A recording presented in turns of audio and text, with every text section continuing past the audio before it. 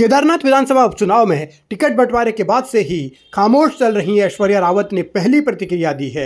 दिवंगत विधायक शैला रानी रावत की बेटी ने सोशल मीडिया पर अपना बयान साझा किया है। उन्होंने लिखा है कि केदारनाथ विधानसभा उपचुनाव के दौरान मेरे आवास पर बीजेपी के सीनियर नेता दान सिंह रावत, बीजेपी महिला मोर्चा की राष्ट्रीय महामंत्री दीप्ति रावत भारद्वाज, अनेक सीनियर नेता आए। केदारनाथ विधानसभा उपचुनाव के बारे में सार्थक चर्चा हुई और इस चुनाव को कैसे ज़्यादा से ज़्यादा वोटों से जीता जाए इस पर बात हुई। उन्होंने मुख्यमंत्री का भी जिक्र किया है, मुख्यमंत्री की भी तारीफ की है और कहा है कि उनके नेतृत्व में सब चीज़ें आगे सही होंगी। लेकिन सवाल ये है कि इसके बाद क्या बीजेपी के लिए अब राहत भरी खबर आ गई है? क्या ऐश्वर्या रावत की नाराज़गी को लेकर जो अटकलें थी उन पर उन्होंने विराम लगा दिया है? क्या धामी एन पार्टी के लिए अब केदारनाथ उपचुनाव में जो संकट था, जो खतरा था, उससे पार पाने में निजात मिल जाएगी? ऐश्वर्या रावत ने डिनर की फ़ोटो भी साझा की हैं। डिनर जब कल हुआ था, ऐश्वर्या रावत के ही आवास पर आशा नौटियाल पहुंची थी, तो इस पर भी उन्होंने लिखा है कि आशा नौटियाल ने अगस्त मुनि के आवास पर उनके साथ डिनर किया, खाना खाया और रुद्रप्रयाग के विधायक भरत चौधरी भी थे। और यहाँ भी उन्होंने लिखा है कि विश्वास है कि केदारनाथ की जनता इस उपचुनाव में मुख्यमंत्री धामी के कामों पर मुहर लगाएगी और जीत का दावा उन्होंने कर दिया है। तो संभवतः बीजेपी अब राहत की सांस ऐश्वर्या की इस पोस्ट के बाद ले रही होगी।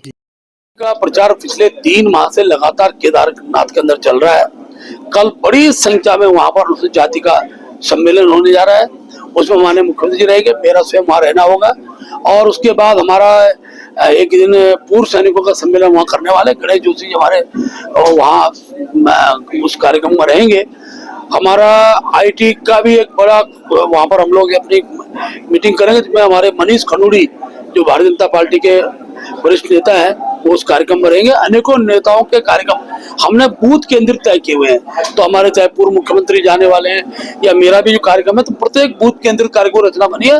और मैं फिर इस बात को कह रहा हूँ कि केदारनाथ सीट ये भाजपा की अपनी परंपरागत सीट है, उस सीट को हम जीतेंगे।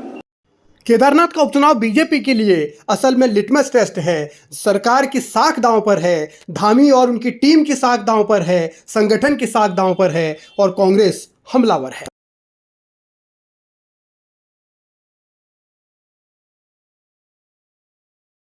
और सरकार जो है संसाधनों का दुरुपयोग कर रही है, ये बात निकलकर पहले से आ रही है।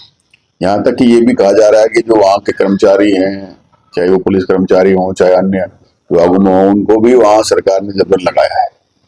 तो देखिए, चुनाव एक स्वच्छ प्रक्रिया है, उसे स्वच्छ रहने देना चाहिए और जनता जिसको तय करेगी, क्योंकि इस चुनाव से कोई सरकार बननी या बिगड़नी नहीं है, लेकिन एक संदेश की बात है।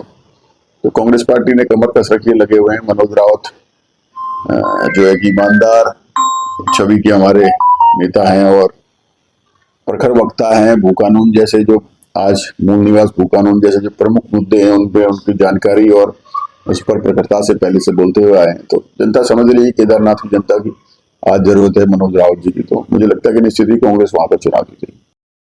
जीत के दावे केदारनाथ में हर कोई कर रहा है, लेकिन फैसला जनता को करना है और इसीलिए ये लड़ाई बहुत दिलचस्प है। मगर इस बीच जब ऐश्वर्या रावत की पोस्ट आई है, तब भी सवाल यही उठ रहे हैं कि क्या वास्तव में उन्होंने ये अपने दिल से लिखा है या फिर संगठन की ओर से, नेताओं की ओर से दबाव बनाया गया। क्योंकि बार बार कल से उनके घर बीजेपी के नेताओं का जमावड़ा लग रहा है, तो अभी भी बहुत सारे सवाल ऐसे हैं जिनका जवाब मिलना बाकी है।